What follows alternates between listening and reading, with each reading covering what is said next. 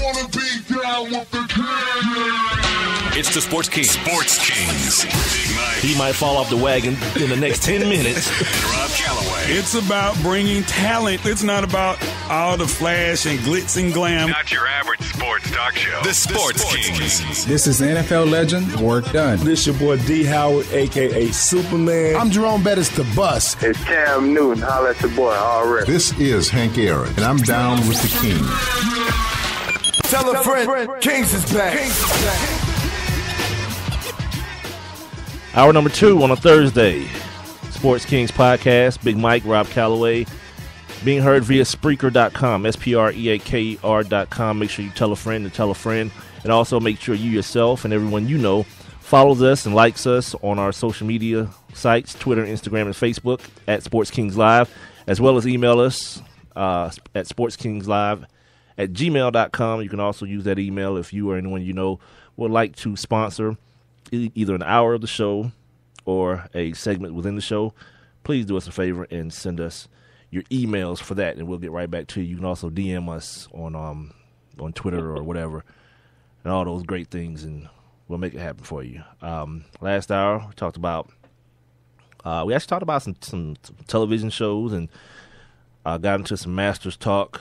Probably not very good as far as being golf pundits would go, but I like watching the game. I like watching dudes make shots. And that's the other thing that happened. Dudes made shots today. Like 3 or 4 dudes actually made shots where they hit the pin, the flag. Mm-hmm. Excuse me, not the pin, the flag, a couple times. The flag, right? Yeah. So dudes are out here being aggressive and hitting shots. So I like that style of play. Well, if anybody's heard us ever do golf segments before, I think what we did tonight was clearly better. Before it was just, man, Tiger what? Oh, look at Tiger. Tiger done messed up. And that would be the report. Tiger ain't playing? All right, we done. Well, yeah. I mean, we're not uncommon to the rest of the country. The ratings have shown that. So good luck, Rory and whoever, Ricky Fowler and Ernie Els and Sergio and you dudes. Good luck. Jason Spieth. We also talked about some stuff going on in the NCAA. Now we're at the time, season's over with, so now dudes are starting to declare themselves eligible for the draft. A lot of dudes that you already expected, like the whole Kentucky team, not the whole team, but 7 dudes have declared themselves eligible, as well as Jahlil Okafor. I expect the Jones kid from Duke, as well as Winslow from Duke to at some point declare as well. So moving on, I guess we'll start this hour in the land of the NFL. We hadn't done a whole lot of draft talk, and seeing as today, there's not a whole lot going on. We can definitely get into some of that stuff. First and foremost, though, Le'Veon Bell has been suspended 3 games. Him and his homeboy LeGarrette Blount. LeGarrette got 1 game. Le'Veon got 3 due to the fact that he caught the DUI, in which he did not know. You can get a DUI for being high. Well, the initials tell it all. You're driving under the influence. Doesn't say specifically what. Just you're under the influence of something, sir.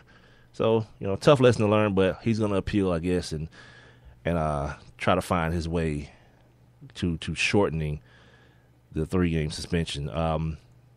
The NFL has released its preseason schedule for those of you who are interested in that. Some of the things that stand out: the Hall of Fame game in Canton, Ohio, is going to be between Minnesota and Pittsburgh. So you're going to get to see 2 or 3, well, maybe a series of Ben Roethlisberger and a series of Teddy Bridgewater, and maybe Adrian Peterson to be there.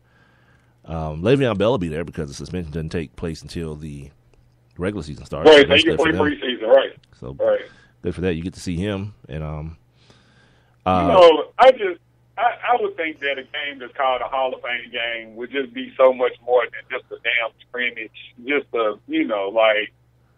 I know it's the first football game we get, so football enthusiasts get to inhale. We get to inhale, a little pigskin action, but it's like it just seems like that game would just mean more than nothing. Well, you don't want to take the attention off the actual event, though. You don't want the game to be bigger than the event. the event is like, the actual Hall of Fame it's induction. the Hall of Fame. Yeah. Right. So yeah, you make it. I mean, you make it the first game of the season, the first time we get to see football again. So that's big enough on its own. And then I'm a dude that I have an appreciation probably more so than a lot of people in the preseason, because I like to see guys who maybe you don't know about. Maybe you saw a guy at the combine do a little bit, and then you see him play his first preseason game in the NFL, and you realize it's against the 2s and 3s, but then you get a chance to monitor guys as the weeks go by. Oh yeah. And see if they're able to do the same thing, if they're getting more playing time, if injuries happen in front of them, and then when they end up doing doing well, you say, well, yeah, I remember seeing that dude in the preseason. Guys like Alfred Morris and late-round picks. No, I was just saying that I was just thinking that the Hall of Fame game. I was just talking about the overall game. I mean, I did the preseason. I mean, dude, I learned about Antone Smith years ago in the preseason. So, like I'm with that aspect, but I was just saying like the overall. But I get not wanting to overshadow what the event is about. Yeah. I get that, but we get a lot of creamy football at Sunday too. But it's football. Probably the week that everyone will be kind of pointing to will be the week 3 matchups, and there's some pretty good ones. You have you get to see Seattle and San Diego. You don't know if Phillip Rivers is going to be there because there's been a lot of rumors that maybe he finds his way to Tennessee to reunite with Ken Whisenhunt, and then San Diego get that second pick.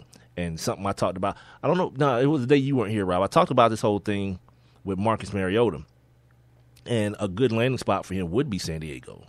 There's a large Polynesian community there, as we found out from Junior Seau. Unfortunately, I found it out unfortunately after he had committed suicide, that there's a huge Polynesian community out there. Manti Te'o got drafted out there as well. He's from the same background as a guy like Marcus Mariota, and it's a place where it's not that far from home. Like, you can hop on the plane in I think it's like an hour, 45 minutes, something like that flight, back to his island of Hawaii, as opposed to him being drafted by the Tampa Bay Buccaneers. That's clear across the damn country. Well, based on what your guy Mike Mayock has been saying lately, I mean, he has Marcus Mariota ahead of Jameis Winston now. So, if that is, it's a great landing spot for him in Cali. I mean, but we actually did talk about, him going across the country, and would that be a good move? Because for Jameis, he would be right there, and, wouldn't really have to go that far. But for Marcus, it would be a cross-country venture for him. But like I said, it's going to be, either way it goes, man, it's going to be interesting, because the God honest truth is, what we saw in those guys in college, and a lot of times you can attest to this, a lot of times, when you have two guys that have shown you great things in college, when both of them get to the next level, like, one of them will usually shine more. You know what I'm saying? So, like, right now, I mean, I wouldn't have a problem. I mean, first of all, I don't have a dog in the fight because I'm not a Tampa Bay Bucs fan, so I'm not clamoring over that first overall pick. But right now with both of their slates being clean, like, you never know what you're gonna get. Marcus Mariota might go to Tampa Bay and light it up. Well, I'm not very big on the Mariota thing for a lot of reasons. I think the kid is athletically gifted, obviously more so than Jameis Winston. But as far as being able to play NFL quarterback and being NFL quarterback ready, like, Jameis Winston is head and shoulders above this kid. We're talking about a kid who has never had to call a play, has never had to take a snap. Well, not never, but very rarely had to take a snap from under center. I think it was something like 13 times in his career he got up under center to take a snap. Usually those times are like at the end of ball games or when it's time to, kneel down and all that kind of stuff. And those are big things because your footwork comes into play. Like, footwork, right, and being able to throw the football on time based on your footwork. All that stuff comes into play.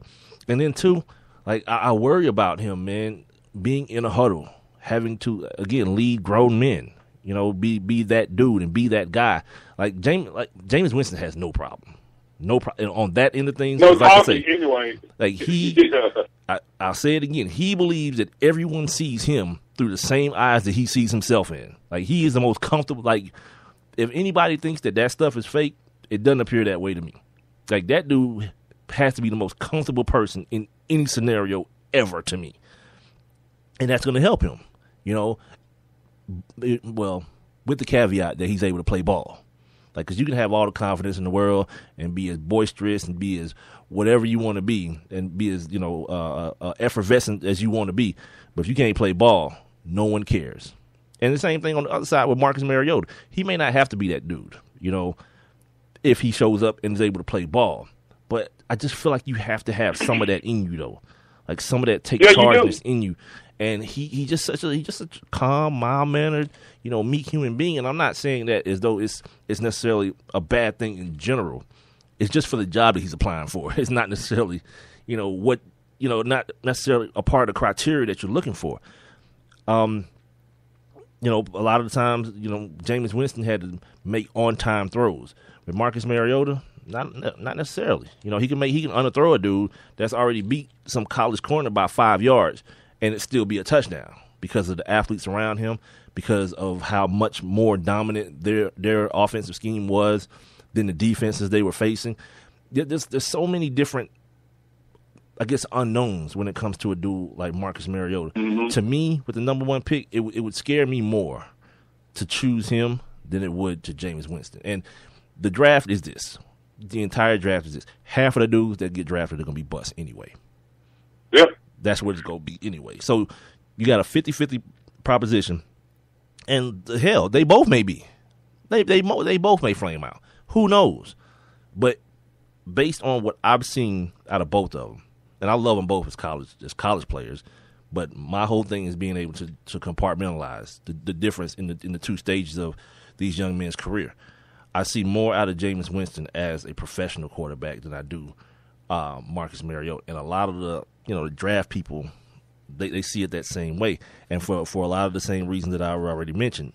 It's just you got to do a lot of teaching, man. You got to do a lot of teaching to a dude that's coming in to be the face of your franchise, obviously. Like with Jameis Winston, when you just turn on, like I've got a DVR downstairs, Game Changers with him and Mariucci, and then the Camp Gruden thing. That dude is a damn football sponge.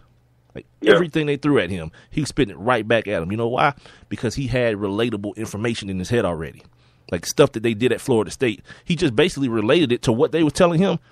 And so, we call this protection this. Or we call this route this. Or our philosophy in the red zone is this and this. Same as yours. He's already got it. It's just a different language. All he got to do now is translate it. With Marcus Mariota, you've got to actually teach this dude an entire language. Not saying it can't be done, because Cam Newton's had an all right career to this point, especially with the lack of help he's had around him talent wise. I think him and Kelvin Benjamin will do wonders down there. As soon as Kelvin Benjamin learns how to run more routes than the straight one. Go ahead. But I mean, I give Marcus Mariota a lot of credit. I mean, he's very athletic, right? But you compare him to Cam, who, we all remember the Gruden camp where, Gruden kind of got on him, and he kind of came off bad when they were talking about the plays, and he was like, oh, well, no, they just say one. Or they just say, But Cam Newton, dude, like you said, Cam Newton has done well. You know what I'm saying? Like, he's done well, but I attribute a lot of that to his athletic prowess as well.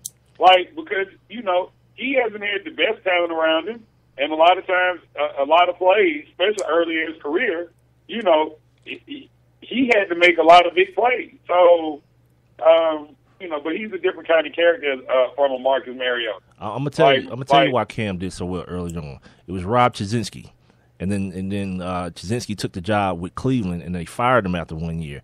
But Rob Chudzinski is a Norv Turner disciple, so he was able to teach Cam how to play quarterback. You notice how Cam progressively got worse after that first year.